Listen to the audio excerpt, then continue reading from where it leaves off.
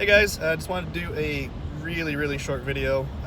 Just driving my 2016 Volt, so that's the second generation one. I am about 30 minutes north of Toronto, so we're known for some cold weather here. So today is about 3 degrees Celsius, and just doing a bit of driving. Wanted to give you an update on the consumption. I don't have any math for you right now, but basically just wanted to show you the numbers that the car's reporting. So as of right now, my meter on the Volt is saying I've used 53% on driving today, 15% on climate, and I've used 9.7 kilowatt hours. The guessometer is telling me I've got 23 kilometers left. Not bad, but not great.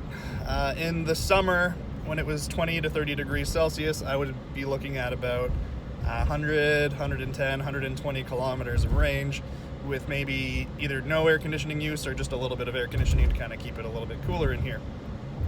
And on the other end of the spectrum, in the last polar vortex we had, it's end of January now, so maybe about 2 weeks ago, it was negative 20, negative 25 degrees Celsius here.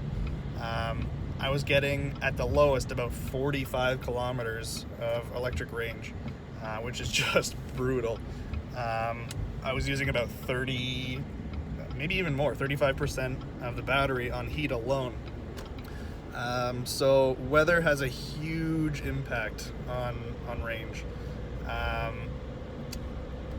A lot of people say with a bigger battery, it wouldn't be as big a deal. It still kind of is. You really don't realize how much heat you use and how much the resistive heaters in this car take up a lot of power. When I first start the car in the cold, it's reporting I'm using up to 9 kilowatts, and then it tapers off. There's a 6 kilowatt electric resistive heater for the cabin heater, and I don't know the wattage for the battery heater, but it's also consuming some, so I assume it goes up to about 3 kilowatts. So at the start, when I first get into the car, 9 kilowatts, and then it goes down to about 6. If you put it on eco, it cuts it down to about 3 kilowatts of heat, but it's honestly really noticeable. It's kind of lukewarm air coming out of the car. You really have to have it on max to create any kind of actual hot air. And still, it's not as good as a ICE car, where it's just dumping tons of excess heat, but it still does the job. Right now, I can't show it to you, or maybe I can. I've got it's set to 19 degrees, which is usually, this is a lot lower than I usually set it to. And I'm having to use the defog on max right now because it keeps fogging up a ton. I'm using it a lot more today. But even at 19 degrees, I usually have it set at maybe 21, 22. I'm using a ton of power on heat. And of course with the defog, it turns on the AC compressor to help with defogging.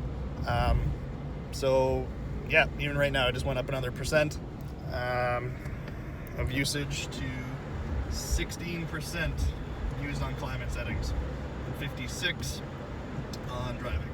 And you can see here, you can see that, 21 kilometers left on the range.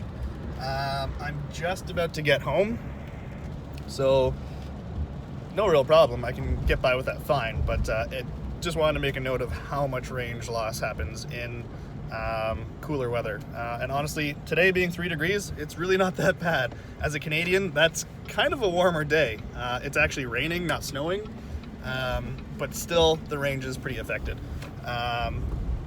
I find when you get to a day that's maybe plus 10, plus 15 degrees Celsius, then you really start to see a huge range increase. You don't have to run the heat as much, or even at all, really.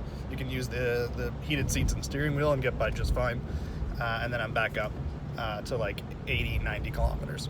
But that's it. So I'm going to make some more videos about the Volt. I've owned it for about 2 years. I got it February 2016, basically as soon as the Gen 2s came out. So I'm just going to have some thoughts about it.